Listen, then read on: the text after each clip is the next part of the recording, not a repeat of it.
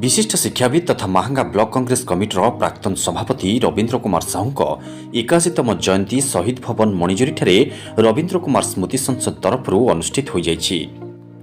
आगामी शताब्दी पत्रिकार संपादक शेख मसूद अली सभापतित्व आयोजित उत्सव में मुख्य अतिथि प्रोफेसर विजयानंद सिंह, मुख्य वक्ता भाव सुसाहित्यिक पंडित प्रभात कुमार कर, वरेण्य अतिथि भाव सुसाहित्यिक डॉक्टर कार्तिक चंद्र बराड़, सम्मानित अतिथि भाव सांबादिक भक्तचरण साहू, प्राक्तन प्रधान शिक्षक स्मृतिरंजन पट्टनायक, शिक्षाविद प्रफुल्ल साहू प्रमुख जोगदे स्वर्गत साहू बहुमुखी प्रतिभा संपर्क में आलोचना करने सह से महांगार बहु अनुष्ठान सह जड़ित होई जहा करि जाइछन्ति ताहा चिर स्मरणीय होई रहिबो बोली कहिबा सह तांको प्रतिमूर्ति रे माल्यार्पण देई श्रद्धांजलि अर्पण करिथिले।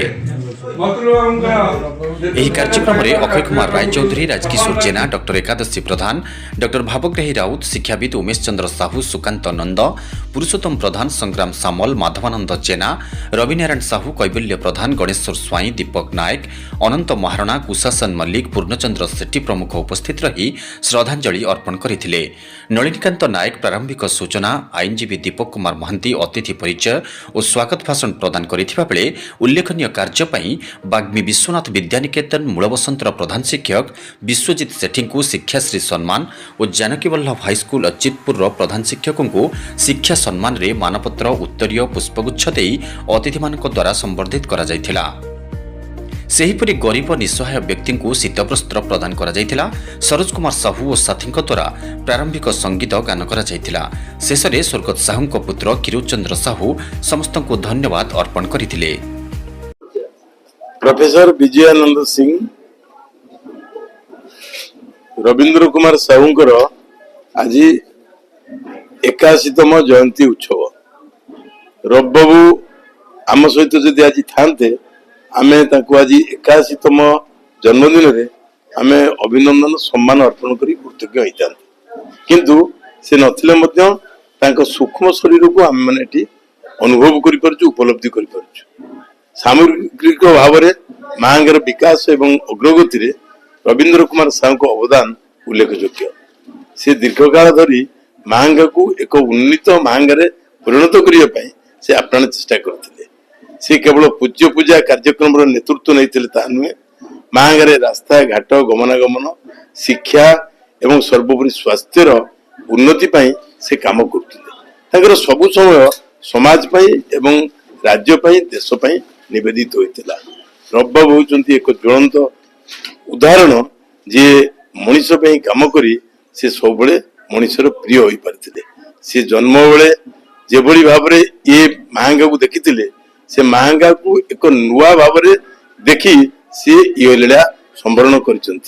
रबबाबू को जन्मदिन पालन अवसर में आम एति मन पकईवा जो मैंने देशपाई जाति कार्य करती से देश मन पकाए, समाज मन पकाए एवं मनीष माने स्मरण करती। प्रमाणित होती रबबाबू क्षेत्र में। रबबाबू सारा जीवन मनीष समाज काम करुले बोली आज समाज सम्मानित करुचे, श्रद्धांजलि अर्पण करुचे। डॉक्टर एकादश प्रधान, महिमा धर्म गवेषक।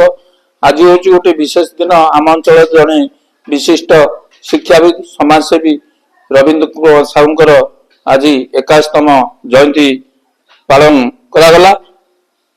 शहीद भवन रे ये जो जयंती पालन कराला से मोर गुरु थिले एवं विशेष भाव में आम अंचल जो विकास होइछि शेख मतलूब अली, जुगल किशोर शतपथी एवं कुलवणी प्रधान द्वारा महांगा पुष्परी कॉलेज प्रतिष्ठा बेले आमर संपूर्ण सहयोग रही। मु विशेष भाव में से सहित मिसी अर्थकारी फसल झोट कलेक्शन ठू आरंभ करी बुढ़ा मंदिर बड़ा संग्रह करी प्रथम चाड़े कॉलेज आरंभ होता। तापर विभिन्न कार्यक्रम सहित सामिल होती एवं से पानी जयंती, भंज जयंती सहित जो उन्नयन कार्य सब ये अंचल से बहुत उद्यम करछंती। मोर श्रद्धा निवेदन करुच्ची एवं ये जयंती उत्सव प्रति गभीर मोर श्रद्धा सुमन अर्पण करुच्ची। महांगारू विजय कुवरंक रिपोर्ट, निर्माण लाइव।